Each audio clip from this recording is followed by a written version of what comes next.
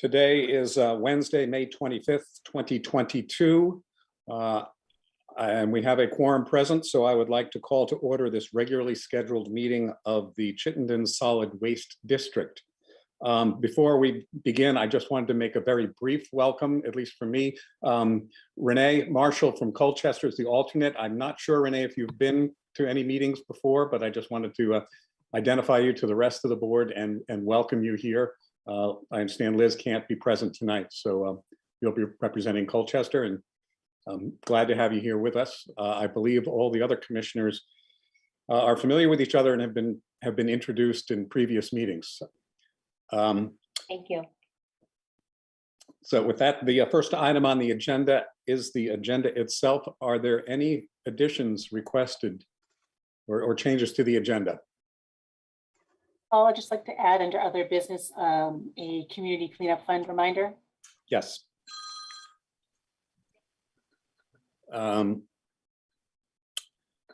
Any other changes or additions?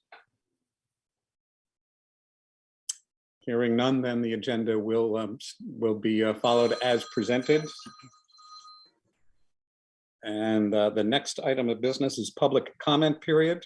Are there any members of the public, either on Zoom or by phone, who wish to address this board?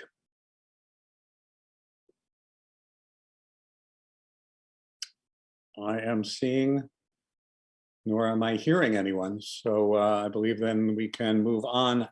We'll close the public comment period. Move on to item number 3, the consent agenda, which begins on page 3 of your packet. Consists of corrected minutes of March 23rd, 2022. You recall at the last meeting, there was a request for some clarification or additional information that is highlighted in yellow in those minutes. Also included the draft minutes of our April 27th full board meeting, program update report, executive director update, and a finance report. Any requests from commissioners to pull any of these items for discussion and separate action?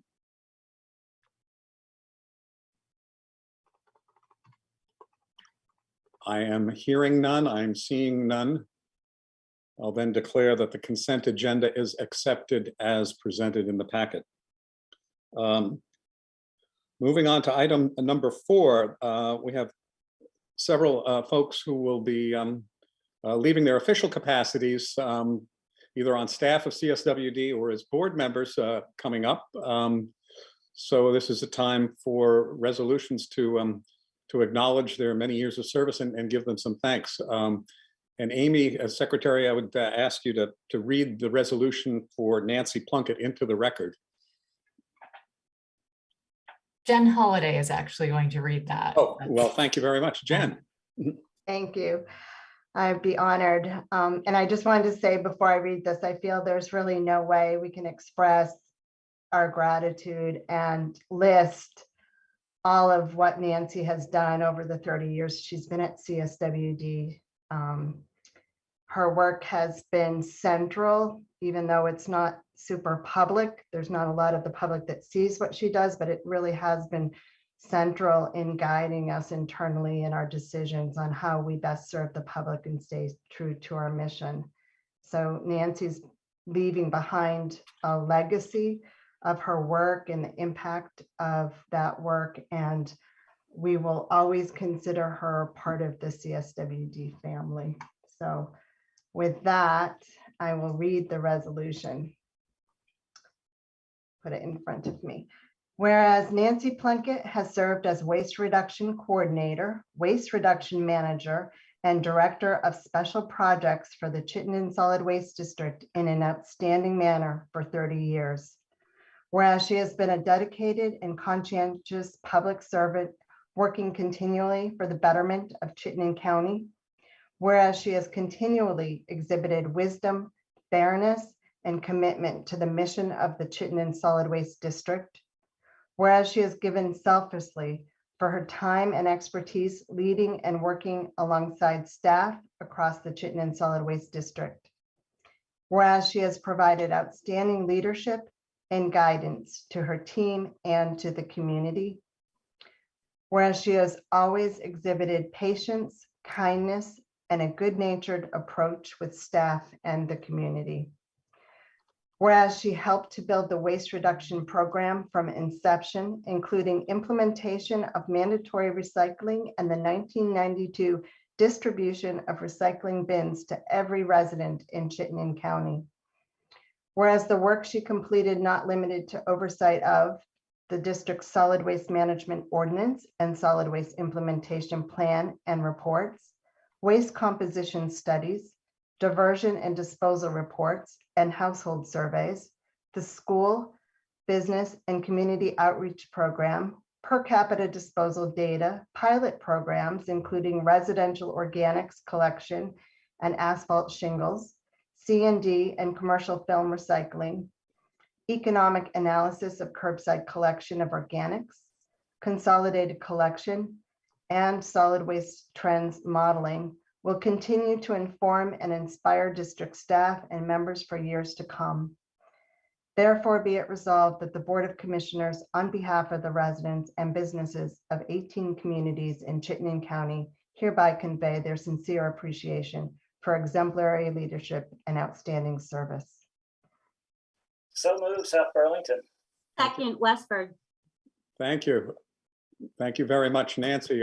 You've been here, I think, since the very beginning, from day one, and your loss will be tremendous, I think, for the entire district. But I'll turn it over to other commissioners who'd like to offer a comment.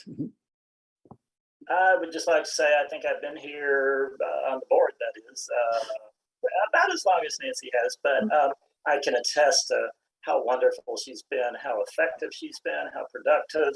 Nancy, I was just remembering back, got to a very difficult meeting that you handled so well with the consolidated collection with the public. It blew my mind how well you did that. That was hard. I think I'd have lost my cool in that one. So you just, and not just that, but you've done such wonderful things for the district. And I wish you the best in retirement or whatever new adventures you will have. I recommend retirement highly. So I will say that. So thank you so much. Thank you. Katie. So I had the pleasure to work for Nancy for almost 10 years. And in that time, I grew as a person. And Nancy, I'll tell you, that part about being kind with staff goes above and beyond what a manager should and have to put up with at times with a person who's trying to figure their adult life out. But I've learned so much as a person in the ordinance world of managing haulers and the ordinance and how to just interact with the public. And I just learned so much, more than you know. And I really can't thank you. I'm so glad I have the opportunity to just let you know that you had a really big influence on my life. So thank you for everything, Nancy. Thank you. Other commissioners, or Nancy, would you like to say anything? I can without starting to cry. Thank you very much. I'm very grateful for the opportunity I've had to serve the district and work with such amazing team members over the years. I'm very excited about retirement, but I'm also sad to be leaving my CSWD family. And I wish you all the very best. Thank you, Nancy. Nancy, I just want to thank you as well from my perspective, particularly when I was first coming on board as executive director, and just how much I valued your guidance and your example, to Katie's point, of just how you work with your team and how you interacted with your colleagues, and just the vast knowledge that you possess. And I was only able to take advantage of just the smallest portion of it. For that, I am sad to not have access to for much longer. But for you, I am so happy, because no one deserves this more than you do. So thank you, Nancy. Thank you. With that, I think we are now ready to vote on this resolution. All those in favor of the resolution, please say aye. Aye. Aye. I declare the resolution unanimously adopted and accepted, and I'd like to make sure that the record reflects that unanimity and the sincerity with which we voted, and appreciate all the work that you've done for us, Nancy. And now you're welcome to stay for the rest of the meeting, or you may move on and enjoy your evening and the first step towards retirement. Next item on the agenda are resolutions for acknowledging service of 2 board members who are stepping down after 13 years in the case of Doug Taft and 10 years, if I'm correct, for Abby Folk. When you add that in with Nancy's service, we're losing 55 years of, I'm sorry, 53 years of expertise tonight. But again, we have resolutions before us in our packets, and if the secretary could read those off, I think we'll take them together, read them, and then we'll address them jointly. Amy, if you could read them, or a designee. Sarah, did you want to read those? Sure, I'd be happy to. Thank you. Whereas Abby Folk has served on the Board of Commissioners for the Chittenden Solid Waste District in an outstanding manner from 2013 to 2022, whereas she has been a dedicated and conscientious public servant working continually for the betterment of the town of Charlotte and the general community of Chittenden County as a representative to the Chittenden Solid Waste District. Whereas she volunteered many hours of her own time and expertise working on the Chittenden Solid Waste District Board, whereas she has continually exhibited wisdom, fairness, and commitment to the purpose and mission of the Chittenden Solid Waste District. Therefore, be it resolved that the Chittenden Solid Waste District Board of Commissioners, on behalf of the residents and businesses of all 18 communities in Chittenden County, hereby convey their sincere appreciation for her leadership and outstanding service. Adopted this 25th day of May 2022 by the Chittenden Solid Waste District Board of Commissioners.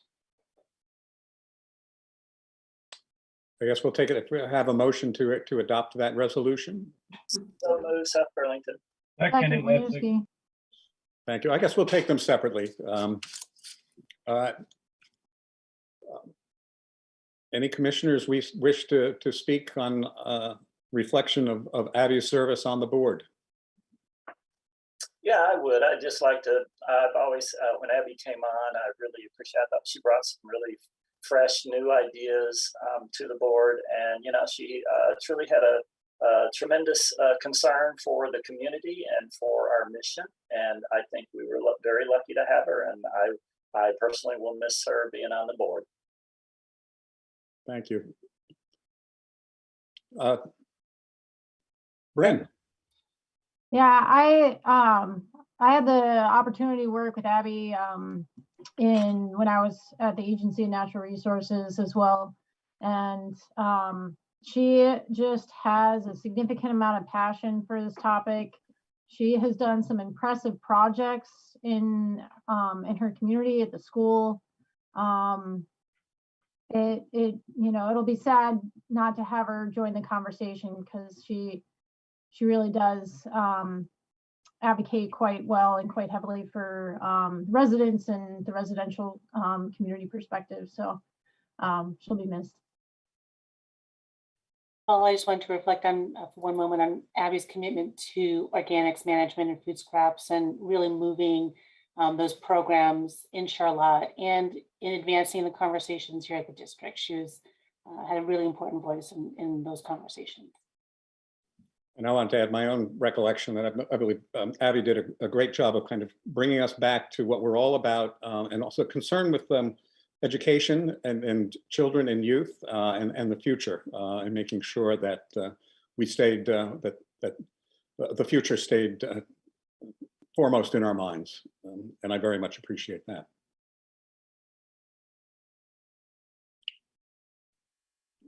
Well, hearing no other comments, then let's go ahead and act on this resolution.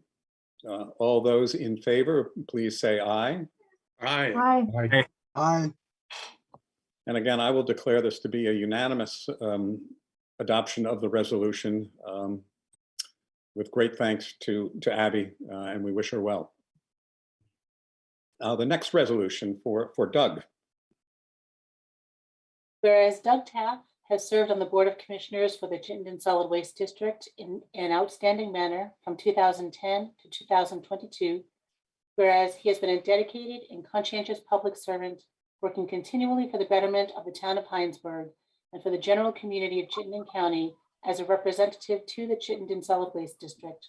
Whereas he volunteered many hours of his own time and expertise working on the Chittenden Solid Waste District Board. Whereas he has continually exhibited wisdom, fairness, and commitment to the purpose and mission of the Chittenden Solid Waste District. Therefore, be it resolved that the Chittenden Solid Waste District Board of Commissioners, on behalf of the residents and businesses of all 18 communities in Chittenden County, hereby convey their sincere appreciation for his leadership and outstanding service. Adopted this 25th day of May 2022 by the Chittenden Solid Waste District Board of Commissioners. So moved, Essex. Second, South Burlington. Thank you, Alan. Thank you, Paul. And again, any comments that commissioners would like to share? Yeah, I'll say I was always grateful. I mean, Doug always blew me away with he was an alternate for a long time and was such a regular attendee. And so he and Lynn were just really, they always consulted, and I have found them always to be a very steady voice on the board. And I was very relieved when Doug took over Lynn's place when Lynn left. And so again, I will miss Doug, and I thank him for his service. And I wanted to share that my interaction with Doug mostly has been in the last year as the chair and via email, but very impressed with his incisive understanding of some critical issues. Very, very helpful to bring focus. Helpful to me, and I think also helpful to Sarah, and helpful to the board. And again, pointing out it was kind of behind the scenes, but very helpful, and that will be missed. Sarah. And I'll yield to Rick, and then. Thank you. I just wanted to say that I really appreciated the work that Doug did with me to help bring me on board and acquaint me with some of the very many things that I didn't know about the Chittenden Solid Waste District. His background was incredible. And that is what I wanted to comment on was, Doug was one of the original MRF operators in the state. And so he was really intimately involved with the beginnings of us being in the MRF business. And he knew this business, back and forth, and really was able, like Paul said, to work with Lynn, and they were very much a team and really exemplary of primary commissioner, alternate commissioner, and how they work together. And it was an honor to know him and to have access to his expertise. I think then we are ready for action on this resolution. All those in favor of the acknowledgement of the service of Doug Taft, please say aye. Aye. Aye. Thank you. And again, I will declare this unanimous and sincere approval, and thanks to Doug for his many years of service. We're now ready to move on to item number 5 on our agenda, which is an review of the June annual organizational meeting preparation. It begins on page 33 of your packet. I'll turn this over to Sarah for her review. Great, thank you very much. And this is basically the same process that we've used through the pandemic. So I think we do want to actually talk, though, about whether or not we would like to try to have our annual meeting, the June meeting, in person. So I put that in the brain for you to think about as we're kind of discussing the process as well. So each year in June, we are required to elect our officers at an annual organizational meeting. We are also required at that meeting to authorize certain abilities for the board and for the executive director regarding finances and just kind of general business type resolutions. So it tends to be pretty quick. It's been a little longer when there's contested elections, and it can be longer as you read through the process if we do need to use breakout rooms for meeting virtually. So I, again, just kind of updated the guidance that we've used for the past couple of years if we are going to meet in June in kind of this virtual nature. So what we like to do is to have anyone who may be interested in serving on the executive board, which consists of, or as an officer. So the executive board are five commissioners. The chair is automatically a member of the executive board, and the remaining 4 are elected by the Board of Commissioners. The officers are chair, vice chair, secretary, and treasurer. The chair and the vice chair are generally our commissioners. The secretary and the treasurer can be a member of the general public. The current officers are Paul Roos as our chair, Alan Nye as our vice chair, Leslie Nelty as our treasurer, and Amy Jewell is our secretary. So on the current executive board, Paul, Alan, Leslie, Paul Stabler, and who am I? Lee Ferry, thank you. You're always so quiet at these meetings, Lee, I forget. And it is a one-year term of service. So each June we do hold these elections. Generally, what happens is anyone who wants to serve, you can either be nominated by a fellow commissioner or you can self-nominate for the position. We would present kind of the slate of nominees in the June meeting board packet. So there will be 2 meetings. The first meeting is the annual organizational meeting that will start at 6 p.m. On June 22nd. And then the regular business meeting will simply follow immediately following the conclusion of the annual organizational meeting. And we don't put a time on that just because if it is a contested, there's a contested vote, we want to give time for votes to be tallied. So, Paul, I do think we want to kind of take the temperature though too before we go into too much detail about virtual workings. If there's a desire to meet in person for the annual meeting. Yeah, let's open that up for a little bit of discussion. Any commissioners have comments that they'd like to share, observations, either in support or concern about meeting in person? What were the stipulations that Williston had on using their space on the second floor? Initially, it was just that masks be worn and that no food be present, but I have not checked recently, so they may have removed that requirement. And the only other comment I did want to make is with the hybrid meeting, when we have in person in Williston, if we go into executive session, of course, channel 17 turns off the camera and leaves the room, but we would need commissioners to have a way to join the meeting.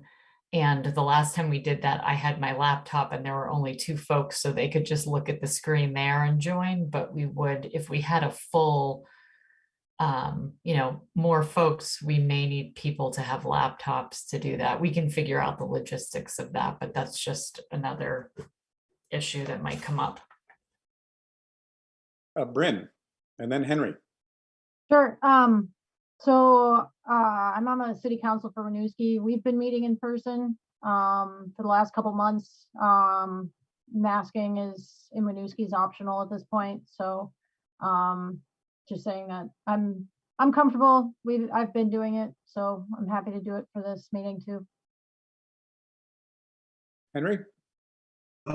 Yes, I would appreciate meeting in person on occasion, and the once-a-year meeting would be great.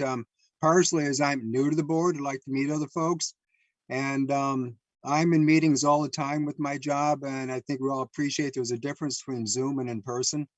So I would be a big fan and much prefer meeting in person, and the rules being whatever they are at the time, but whatever the side is, so be it. Thank you. Thank you, Henry. I would offer the observation, I have not been following CDC guidelines much recently. There always seem to be now incredibly confusing, but I believe within the last week or 2 did hear a broad recommendation that masking, that people be masked when they're in a public, indoor public setting.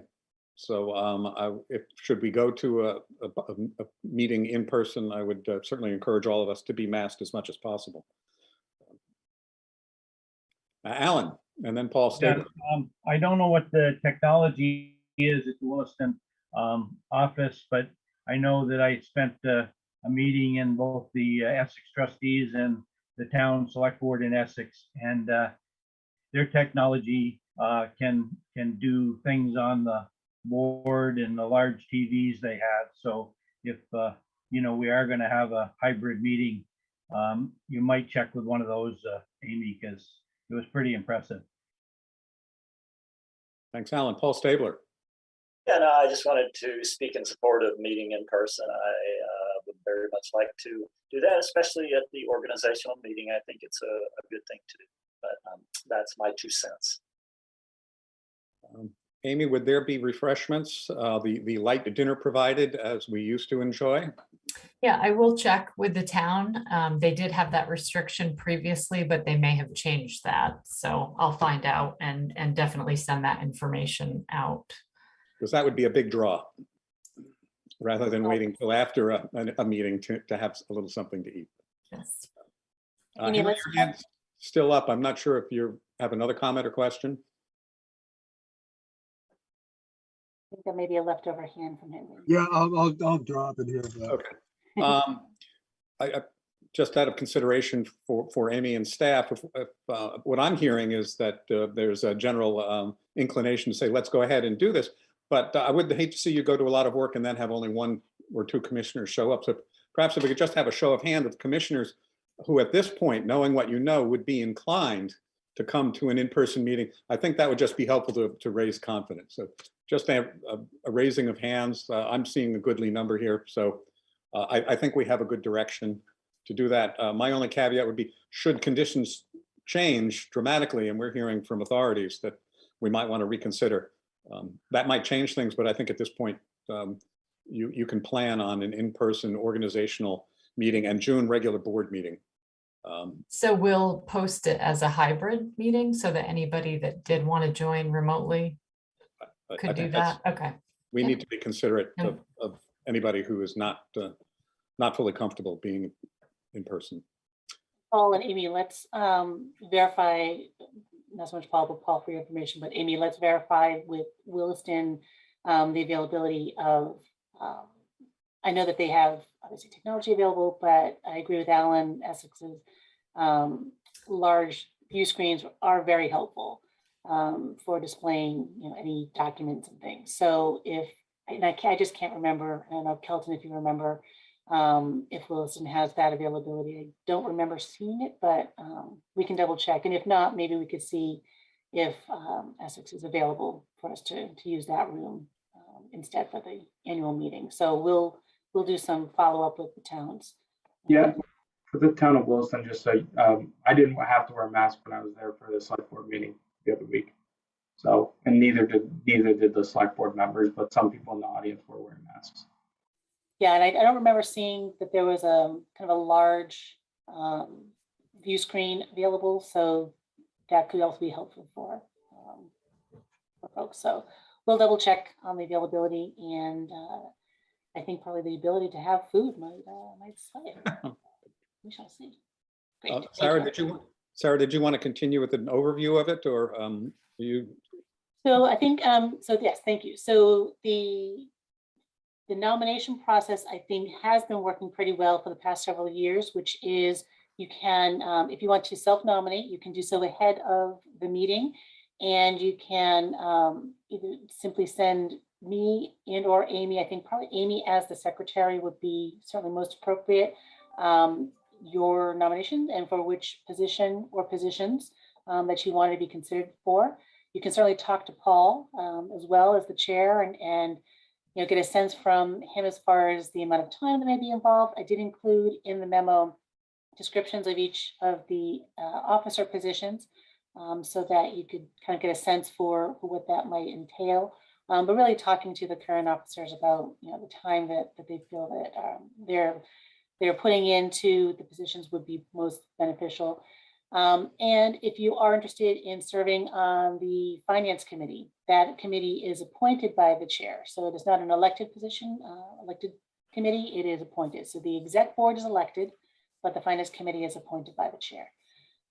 So if anyone is interested in any of these options, definitely let us know. Send your self-nominations to Amy. If anyone who is nominating someone else, we would just need to have that be confirmed at the annual organizational meeting. So you may certainly nominate someone else. Hopefully you'll get their assent to do so ahead of time, and then we will just confirm the nomination of that person at the annual meeting. And then at the meeting, if there are more than one person kind of vying for each position, we will then vote each position in turn, starting with the chair and then going to the vice chair, treasurer, secretary. And then we would vote for not more than 4 people for the executive board, because the chair is an automatic member. So if you have 5, you would then have that on the ballot and you would write in 4 names. If there are contested ballots, then what happens is the chair will name a teller, and the teller and the secretary will then take the ballots, and they will go to a separate room, tally the ballots, come back, and then report on the vote. And that's how the process will go. Thanks, Sarah. I would like to put in a strong recommendation for all commissioners to seriously think about putting your name in. As important as regular board meetings are, you do learn a lot, and you also can have a lot of influence on a committee or on the executive board or as an officer position. So if you are committed, and I believe we all are, to the work and to the mission of this district, there's no better way to do that than to step up and be part of the leadership team or part of a committee. That said, all meetings are open to all commissioners. You do not need to be an officer or on the exec board or on the finance committee to attend any of those meetings. And I'm really very much strongly in favor of inviting all members at all times to these meetings. You learn a lot and it helps you be a better commissioner. So, those are my comments. Please, I don't want to hear any nominations or self-nominations tonight. You do have time, but after tonight, please seriously think about it. Any other observations on this issue before we move on? I'm seeing none, so I think then we're ready for item number 6, which is appears on page 36 of the board packet. It's a reimbursement resolution. This is a piece of the MRF financing puzzle, and it's coming up now because it's a good time to address this piece of the puzzle. I don't want to steal any thunder from you, Sarah, but that's just to explain why we're dealing with this tonight, generally what we're talking about. So turn it over to you, Sarah. Thank you, appreciate it. Yeah, so it is basically one of the paperwork things that a board or council or a select board needs to do when they are seeking these kinds of funds. And it is basically laying the groundwork and giving the authorization for a district to seek reimbursement from the bonds when they're issued, not hopefully it's not if, but when they are issued, so that any capital project, bond project costs are incurred, they are directly related to that. You can then seek reimbursement from those bonds at a later date after they've been issued. And this comes into play because if we're working through the bond bank, for example, they issue twice a year. So say the bonds are approved in November, there's a bit of a waiting period, and then the monies may not be dispersed until May. So for example, we may want to have some site prep work being done. So we may be incurring some permitting costs associated with the project. We may possibly clearing costs associated with the project ahead of when funds are dispersed. So this would authorize us to be able to apply those costs, initial costs, to those bond dollars and then seek reimbursement from that. So it's basically one of those checklist items that we would need to do. Thank you, Sarah. This resolution, which is fairly long, a page and a half, is on page 36 of your board packet. Rather than having it read out in its entirety, if the board is comfortable, entertain Commissioner to move that we adopt this resolution as it's presented in the packet, and then we can open up for discussion and zero in on specific language should commissioners have questions. If that's acceptable to this board, that's how I would recommend that we proceed. I move we adopt the resolution as written in the packet. South Burlington. Thank you. Do we have a second? Second, Westford. Thank you very much, Katie. Questions, discussions, observations on this resolution?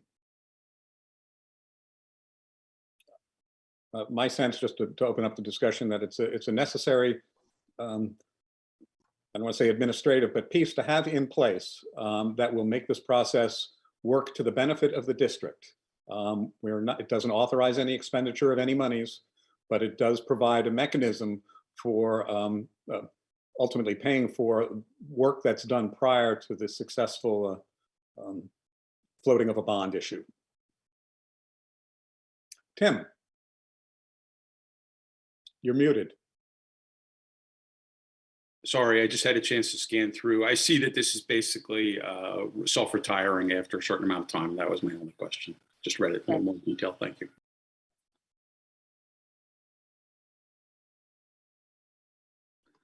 Other questions, comments from commissioners or staff?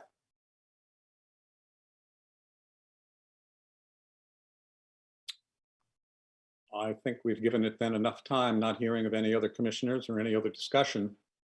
So we will now vote on this motion to approve the reimbursement resolution as presented in the board packet. All those in favor, please say aye. Aye. Aye. Opposed, say nay. Abstentions.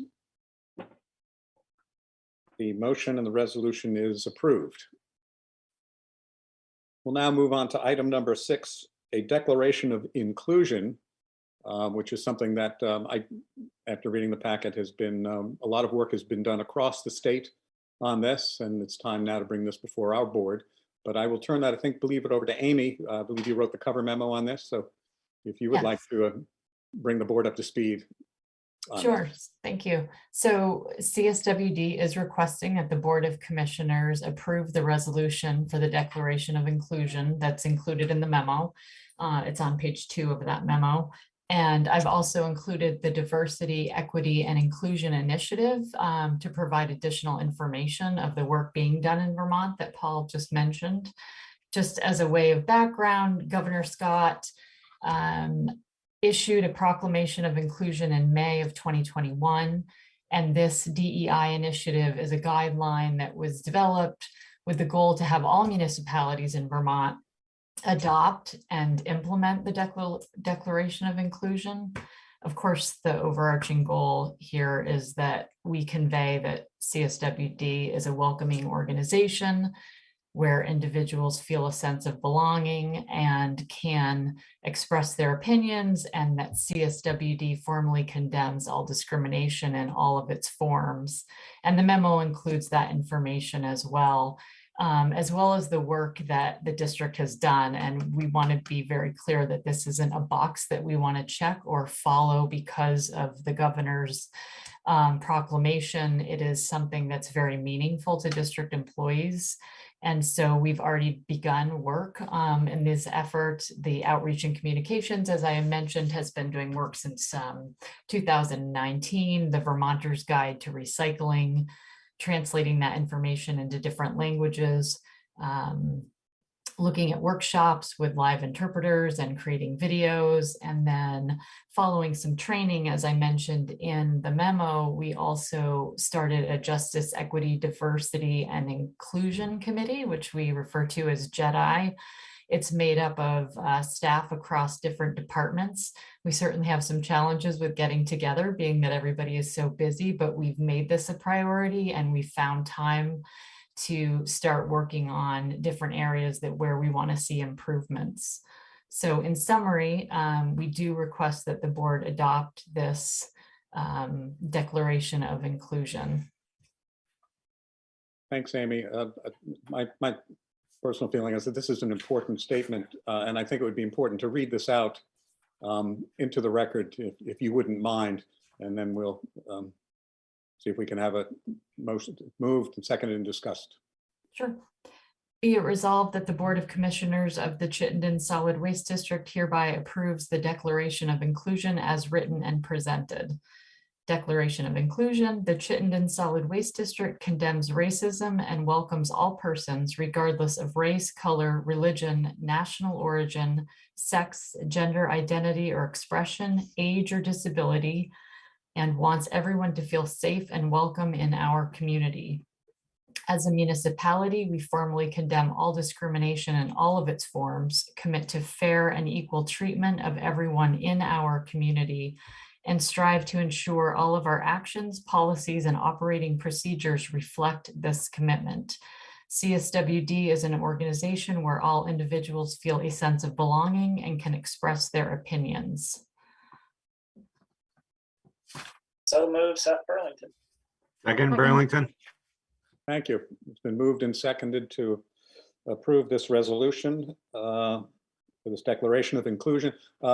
Commissioners who wish to address the resolution. Tim, your hand is up, but I think that may be a holdover. Lee. Yeah, I think this is great. Am I muted or not? No, you're My on. screen, okay, my screen was saying I was, but yeah, I think this is great, and the work you were doing is absolutely wonderful. In reading through the memo, I've followed the link, went to the web page, saw the recycling information. Did not know it was there until I read that. Got a link to it, sent it to our public information manager, because as you know, we translate materials for our parking bans and snow bans and all that. So he was not aware of it. And so we're going to start adding links from our page to CSWD website to really get that information out. And I'm going to talk with our P&I people too, as far as dealing with a lot of the residents around Burlington, landlords. I think it's some great information to get out there as well. But I appreciate you doing this. This is wonderful. Thank you, Lee. Bryn. Yeah, I appreciate the team working on this, forming a working group dedicated to it. Also really appreciate bringing the work done so far to the board, and just relaying that it does take some dedicated thought and effort and genuine effort at that to move the needle in this regard. So thank you for the work to date, and looking forward to seeing more progress in the coming year. Thank you, Bryn. I would like to offer, I believe this resolution very much reflects the values held by the town of Underhill, for the residents of Underhill. On page 56, I see there was a list of many municipalities that I believe have already taken action and adopted the resolution. I'm not sure if Underhill has acted on it yet, but I'm very comfortable that my support of this as a representative from Underhill will reflect the wishes of the vast majority of the residents of my town.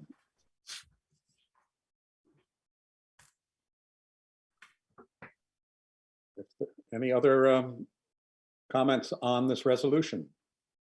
I just say I applaud it. I've always believed that diversity is a strength for any community or organization. It brings fresh ideas, new ideas, diverse ideas.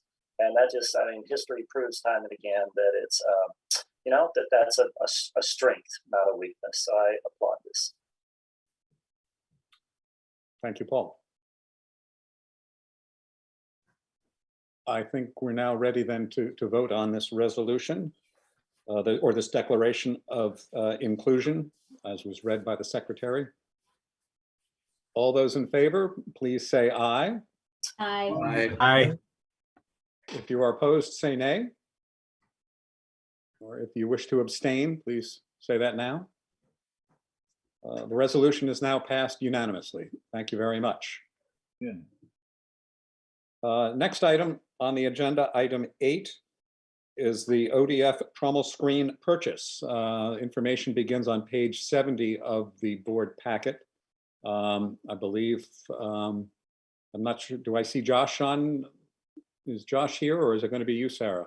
Or No, Josh is out sick today, so I'm going to ask Dan to address the memo.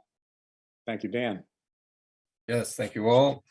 So memo or item number 8 is seeking authorization to enter into a purchase agreement for the acquisition of a trommel screener for the organics disposal facility. For those of you unfamiliar with that type of machine, it's basically the drum type of screener that enables us to sift large from small. There are a couple different types of screeners that are used for that purpose in composting, but this is the drum type. We have a lot of familiarity with them. We've run them for decades. We don't have one at the moment. We're seeking to correct that. And this particular machine, as noted in the memo, is seeking to tackle 2 of our biggest operational challenges at the moment, namely plastics contamination and overs processing and disposal of said overs. Plastics contamination has become a really big issue in the last few years, particularly. It's always been an issue. It's an issue with every compost facility that I've ever visited or known of, but it's grown tremendously in the last few years since the full implementation of Act 148, or the Universal Recycling Law. Following that, we had a lot of people getting into compost for the first time, and similar to what we've seen at the MRF with recycling, and people wanting to doing a lot of aspirational recycling and wanting to do the right thing, but putting way more in their blue bin than is actually acceptable. We've seen a lot of confusion and a lot of new participation in the organics realm, with people using non-compostable plastic, film liner plastic, essentially liner bags that are made of polyethylene and other materials. And while we endeavor to separate these from our product, our process as much as possible through other means, the scale of our operation requires a mechanical intervention, if you will, to help us achieve a decrease in plastic getting into the process, or continuing throughout the whole process.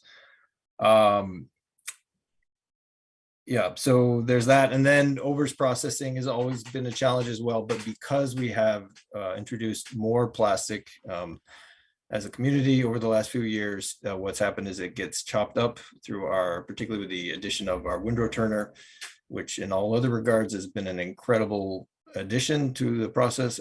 It does have the side effect, unintended effect, of making big plastic into small plastic. And this has been very problematic for our product quality. Dan, could you just please, before you go on, elaborate on what you mean by overs?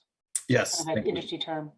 Right. So if you can imagine the compost that you collect in your kitchen going into a larger container and then eventually making it to us, we mix that food waste with leaf and yard waste and wood and other things, goes through an aeration process for a number of weeks before then going into windrows, or long piles that get turned for continued aeration and curing until after a couple of months, it is finally ready, hopefully, for screening, which separates big from small, as I said before. So the small, or the fine portion of that mix, is what is sold as compost, or then blended into other products to make topsoil and garden mix.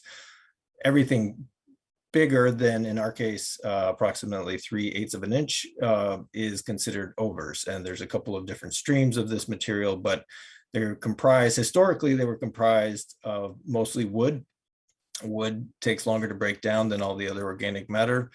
And if it's clean enough wood, then you can recycle it back into the beginning of the process, and save on inputs, and also inoculate your compost with bacteria and fungi who are already present on that material. However, if it gets contaminated enough, it becomes a contaminant itself, and it makes it's not reusable without extremely degrading your finished product.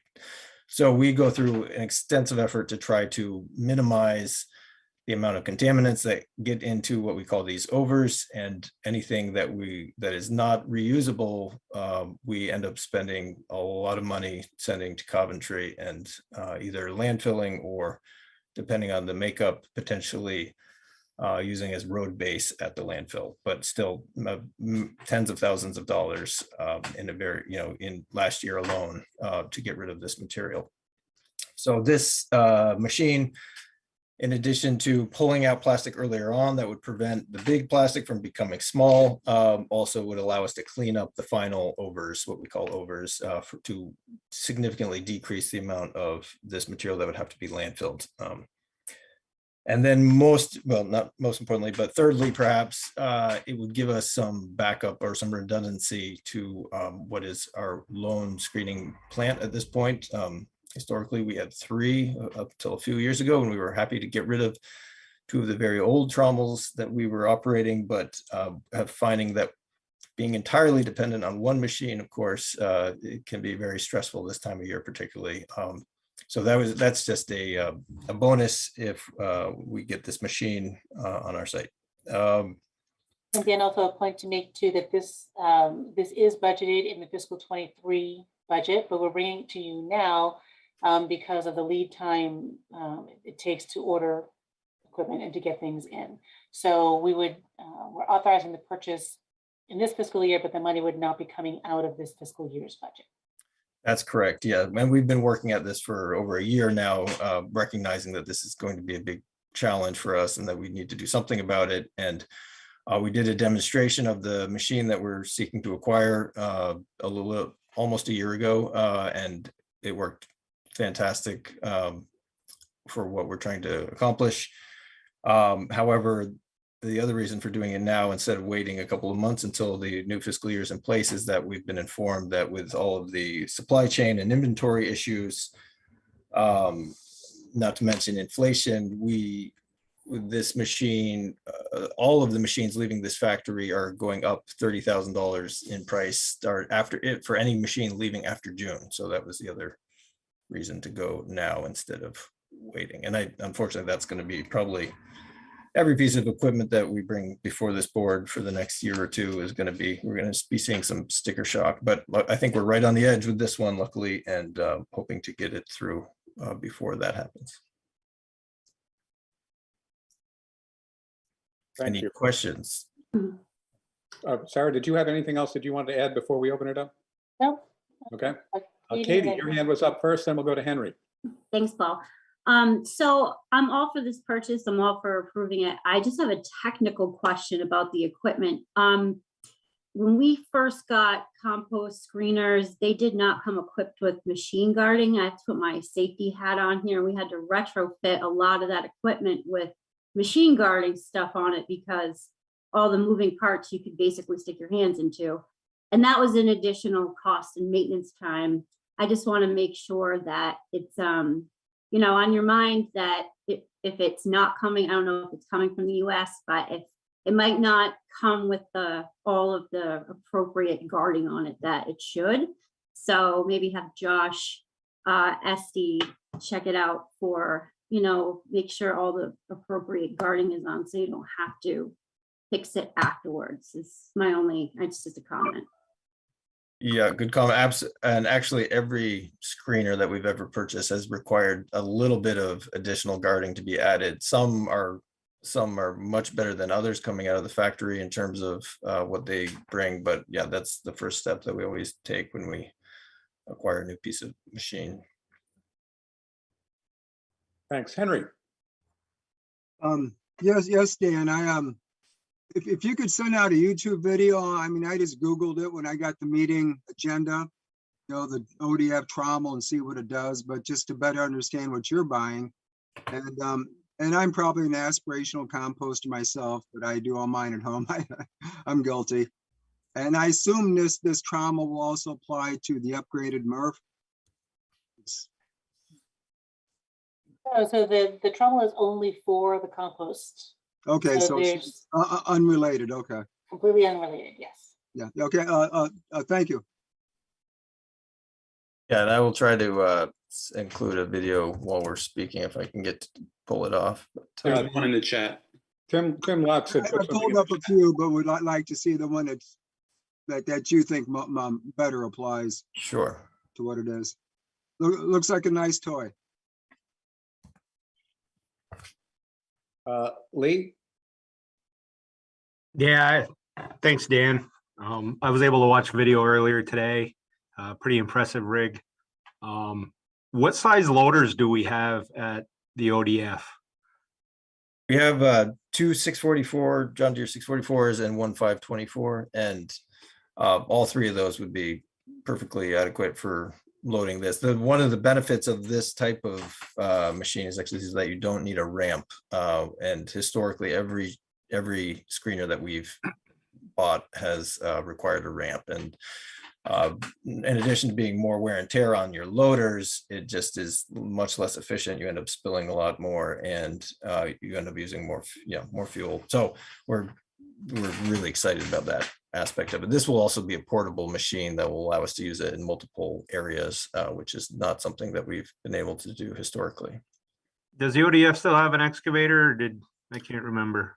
We do. It was replaced with the windrow turner, and we have not.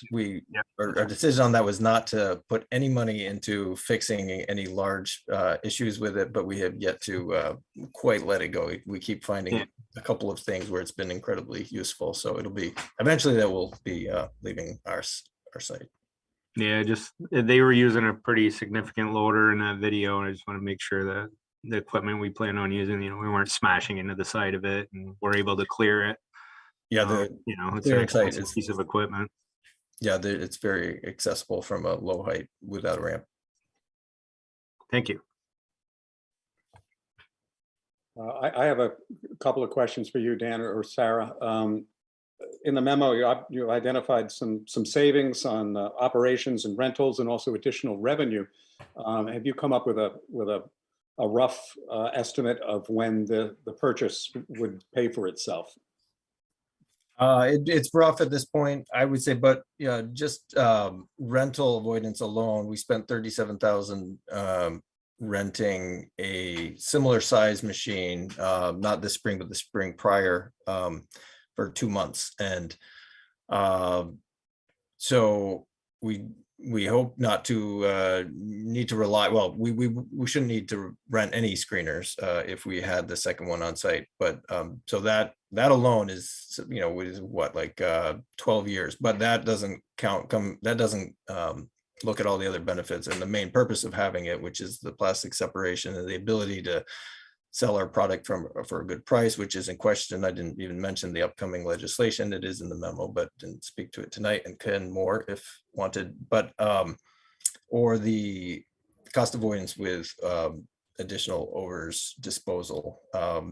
Last year when we demoed this machine, we were able to avoid, I think that's in the memo as well, but tens of thousands of dollars, I think. Yeah, it was over $20,000 that were for approximately 1 year's worth of our final overs stream, which was destined for the landfill, but we were able to pull out a significant tonnage that we did not need to pay for disposal. And in fact, we're able to turn around and make into topsoil and sell for revenue. So looking at those numbers, I think you've identified them, but when I read the memo, I came up 30,000. You identified in operational savings, 37 in rental savings, an additional 10,000 in revenue by producing more saleable material, comes up to roughly $75,000. So 420 divided by that, and that's really what I'm driving at, is if those numbers are correct, then theoretically this pays for itself in 5 or 6 years.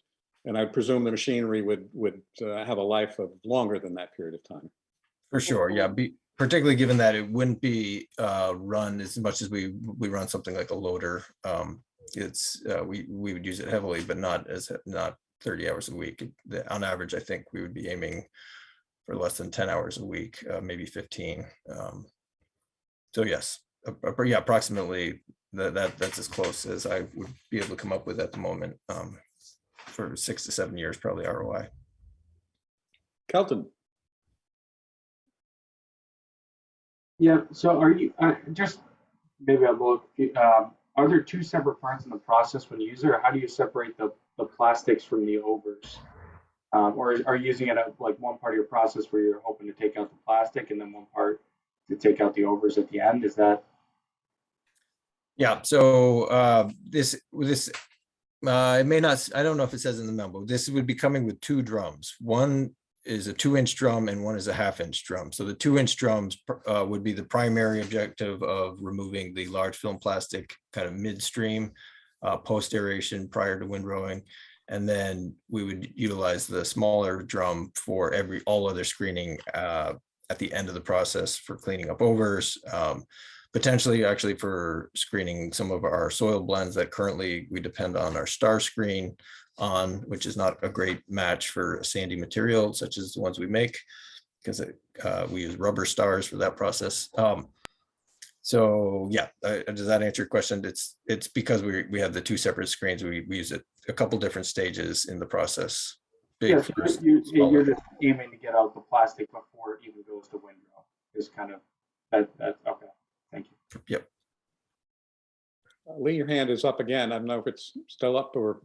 No, I put it back. I put it back up. Just another question. You kind of alluded to it, life expectancy of this vehicle or piece of equipment. And is it going to be something that is going to be put on a replacement list that, down the road, it's something we're going to have to budget for in 10, 12 years, 15, 20? I would say yes, with the caveat that we don't know what the waste stream is going to look like that far out. I'd be hopeful that we made so many other advances in our contaminant reduction that we're also doing at the same time that this extra step of screening would be unnecessary. But until that happens, that's kind of a big ask and perhaps aspirational. That yes, it would become part of the replacement schedule.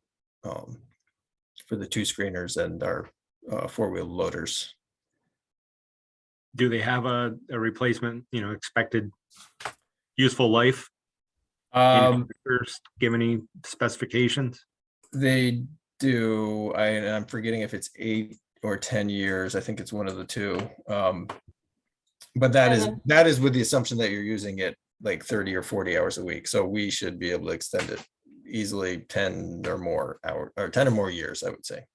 But we're planning for 10 years, and we feel given the hours, that's more than reasonable life expectancy for this piece of equipment.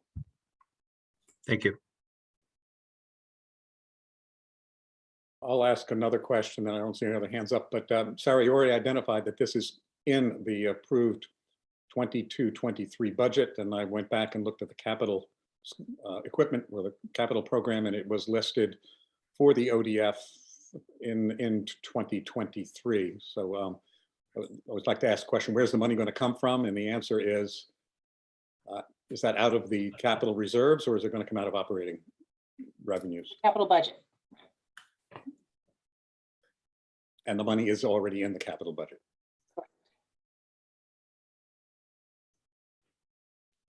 Other questions and discussions on the Trommel Screen? We have not yet had the motion to approve this purchase. We've had the discussion before that, which I think in this case is fine. We move forward with this action. Essex. Second, Seth Burlington. Thank you. And just to be clear, I think the motion is to approve the resolution as printed in the board packet, which I believe appears, well, the memo begins on page 70, so I believe it'd be page 72 or 73. 71, bottom page 71. Thank you. So it's been moved and seconded to approve this purchase. Is there further discussion by the board on the purchase?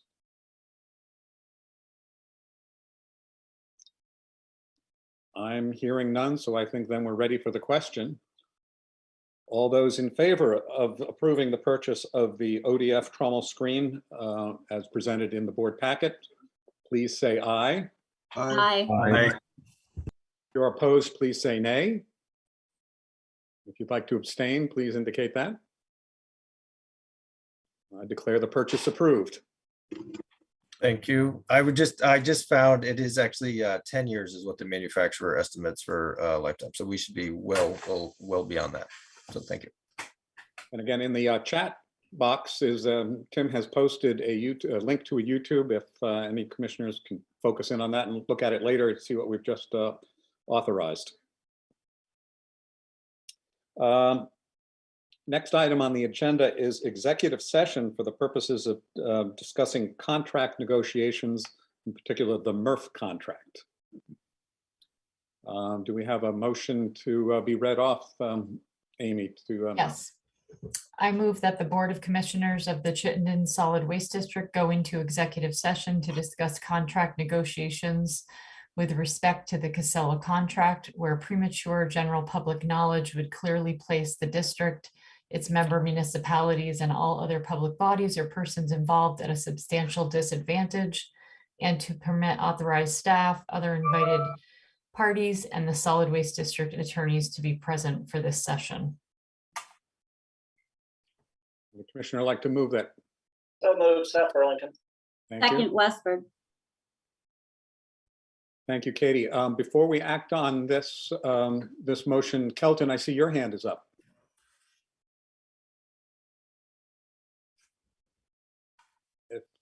I'll recuse myself from this in the final of voting on the Casella contract. And Caitlin, the alternate, said she wished she could be here but couldn't be here tonight. So thank you all. I'm gonna hop off, and I appreciate it. Thank you. Have a great night. Thank you very much, Kelton, for that. Paul Stabler. No, I Nope. was just saying goodbye. Sorry. Okay. Okay. The motion is to enter executive session. All those in favor, please say aye. Aye. Aye. Are there any opposed? We will now enter executive session, which is on, it can be accessed via the separate email that came from Sarah. Item number 10 on the agenda, Casella contract extension. Sarah. Make a motion to extend the end date of the MRF operations contract with Casella Waste Systems under the same terms and conditions to September 30th, 2022. So moved, Seth Burlington. Thank you, Paul. Seconded, Essex. Thank you, Alan. Any discussion on the motion to extend the current contract with Casella for 3 months? Hearing none, I think we're ready for the question. All those in favor of the motion, please say aye. Aye. Aye. If you're opposed, say nay. If you abstain, indicate. The extension is approved. Thank you. We're ready now to move on to item number 11, other business. Sarah did raise one item, and I just have one follow-up final comment. And actually, I do see Nola is on as well. So Nola, if you wanted to jump in, she had asked if we could remind commissioners who do have community cleanup fund projects kind of in the works that receipts are submitted in a very timely fashion. Nola, what is the date, your deadline for receipts to be able to be paid out of this year's? Yeah, so the hope is that we would have everything, even new requests in before mid-June. So June 17, I think, is the Friday. Yeah, that would be acceptable. And we're happy to help with, if you have any questions, if anything is confusing, please reach out. We are happy to help. Page 29 of the board packet had a list of the balances. I'm not sure if they're up to the minute, but primarily pretty much accurate town by town balances of money that are available. So it's there to be used. Yes, with the exception of the requests that are pending receipt. So it does not include those because we haven't funded those projects yet. Tom, your hand is up. Has a request been received from Jericho recently? The select board did. No, I do not see a request from Jericho. The deadline is June 15th. Yes, or I mean, I think Sarah said the 17th. So just, It is the Friday. yeah, that's fine. Any other questions then on the CC community cleanup funds? I had one comment that I just wanted to reinforce, but before I do that, any other business to come before the body tonight?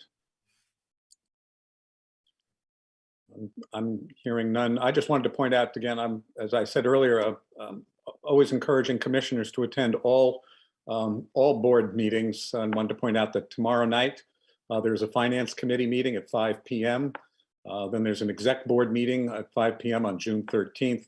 And then June 22nd is our next regularly scheduled full board organizational meeting. As always, please, you're more than welcome to attend those. If you're interested, contact Amy or Sarah, and you get you the invites and the proper links. Is there any other work to be done by this board tonight? If not, we'll entertain a motion to adjourn. So move Westford. Thank you, Katie. Second, Thank you, Paul. All those in favor of adjournment, please say aye. Bye. Aye. Very good. I declare this meeting adjourned. Thanks, Paul. Thank you Thank all. you all. Everyone, have a good evening. Thank you. Have a good evening.